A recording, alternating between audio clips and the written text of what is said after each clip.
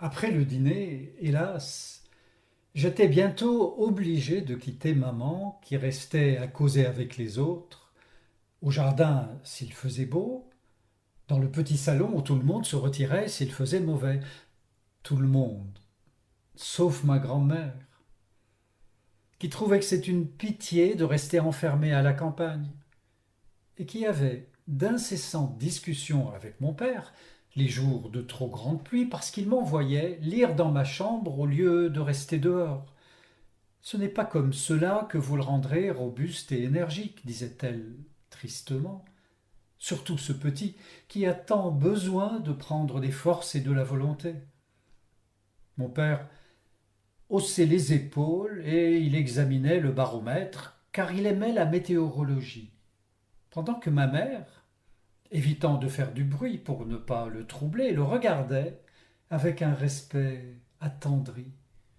mais pas trop fixement, pour ne pas chercher à percer le mystère de ses supériorités. Mais ma grand-mère, elle, par tous les temps, même quand la pluie faisait rage et que Françoise avait précipitamment rentré les précieux fauteuils d'osier de peur qu'ils ne fussent mouillés, on la voyait, dans le jardin vide et fouetté par l'averse, relevant ses mèches désordonnées et grises, pour que son front s'imbibât mieux de la salubrité du vent et de la pluie. Elle disait enfin, on respire, et parcourait les allées détrempées, trop symétriquement alignées à son gré par le nouveau jardinier, dépourvu du sentiment de la nature, et auquel mon père avait demandé depuis le matin si le temps s'arrangerait. De son petit pas, enthousiaste et saccadé, réglé sur les mouvements divers qu'excitait dans son âme l'ivresse de l'orage, la puissance de l'hygiène, la stupidité de mon éducation et la symétrie des jardins, plutôt que sur le désir inconnu d'elle d'éviter à sa jupe prune les taches de boue sous lesquelles elle disparaissait jusqu'à une hauteur qui était toujours, pour sa femme de chambre, un désespoir et un problème. Quand ces tours de jardin de ma grand-mère avaient lieu après dîner, une chose avait le pouvoir de la faire rentrer. C'était à un des moments où la révolution de sa promenade la ramenait périodiquement, comme un insecte, en face de la lumière du petit salon où les liqueurs étaient servies sur la table à jeu, si ma grande-tante lui criait Bathilde, viens donc empêcher ton mari de boire du cognac pour la taquiner. En effet, elle avait apporté dans la famille de mon père un esprit si différent que tout le monde la plaisantait et la tourmentait. Comme les liqueurs étaient défendues à mon grand-père, ma grand-tante lui en faisait boire quelques gouttes. Ma pauvre grand-mère entrait, priait ardemment son mari de ne pas goûter au cognac, il se fâchait, buvait tout de même sa gorgée, et ma grand-mère repartait, triste, découragée, souriante pourtant, car elle était si humble de cœur et si douce que sa tendresse pour les autres, et le peu de cas qu'elle faisait de sa propre personne et de ses souffrances, se conciliait dans son regard en un sourire, où, contrairement à ce qu'on voit dans le visage de beaucoup d'humains,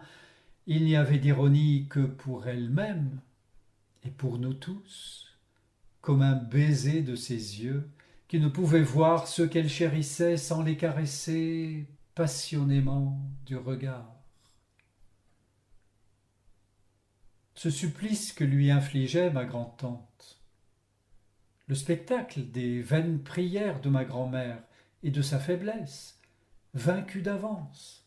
essayant inutilement d'ôter à mon grand-père le verre à liqueur, c'était de ces choses à la vue desquelles on s'habitue,